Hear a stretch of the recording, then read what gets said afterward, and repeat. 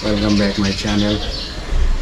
आज चाहिँ हजुरहरूको लागि सर्ट भिडियो। आज चाहिँ म मल्टिपल हुक्स झुप्पाहरू देखाउँदैछु हजुरहरूलाई। मसँग अहिले 1 2 3 4 5 थरी झुप्पाहरू छ, जसमा चाहिँ 3 थरी चाइनिज छ अनि 2 थरी जापानिज छ। अब सुरु गरिहालौँ।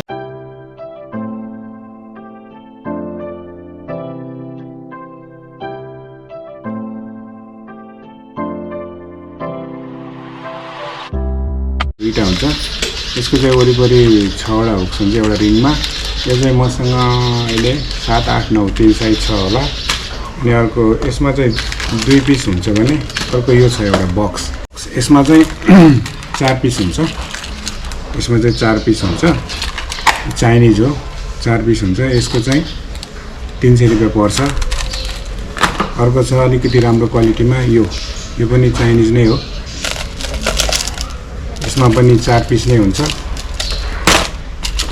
यसमा पनि 4 पिस नै हुन्छ। यसको पर्छ 425 रुपैयाँ। यो चाहिँ योभन्दा चाहिँ अलिकति राम्रो छ, योभन्दा अलिकति राम्रो छ यो चाहिँ, किनभने यसको हुक लाइनहरू अलि लुज भएर आएको हुन्छ। यो चाहिँ टाइट गर्नुपर्ने हुन्छ। अनि अर्को छ मसँग जापानिज। यसमा चाहिँ 1 पिस मात्र आएको हुन्छ। के फरक छ भने यसमा चाहिँ अरू झुप्पामा चाहिँ 6 पिस हुन्छ भने 6वटा हुकहरू हुन्छ भने यसमा चाहिँ 5वटा हुकहरू हुन्छ। यसको चाहिँ पर्छ 200 रुपैयाँ। यो चाहिँ बिग साइजमा मात्रै छ। यो चाहिँ 9 10 11 12 साइज बिग साइजमा होला। अनि लास्टमा आएर अर्को छ एउटा जापानिज। यो चाहिँ जापानिज हो। यसमा पनि 2 पिस हुन्छ। अब काँडा चाहिँ सेम 6वटा नै हो। यसमा के फरक छ भने यसमा चाहिँ स्न्याप सिबेलहरू दिएको हुँदैन, त्यो चाहिँ छुट्टै एक्स्ट्रा हाल्नुपर्ने हुन्छ। यो चाहिँ मैले स्टार्टिङदेखि नै 18 19 वर्ष अगाडिदेखि नै सेल गर्दै आएको जापानिज झुप्पा चाहिँ यही हो, खावासेमी। मसँग अहिले भएकोमा यिनीहरू नै हो। 3 4 5 5वटामा। यो चाइनिज हो, यसको 135 पर्छ भने यो पनि चाइनिज, यसको 300 रुपैयाँ पिस। यो चाइनिज, यसको चाहिँ 425 रुपैयाँ। यो जापानिज 1 पिस हुन्छ, यसमा 5वटा काँडा हुन्छ, यसको 200 रुपैयाँ।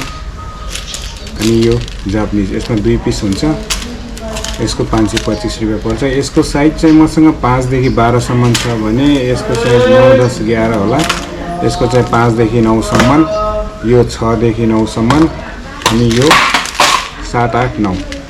यति नै हो मसँग भएको मल्टिपल हुक्सहरू झुप्पाहरू। हेर्दै गर्नु होला, अरू भिडियोहरू पनि म राख्नेछु।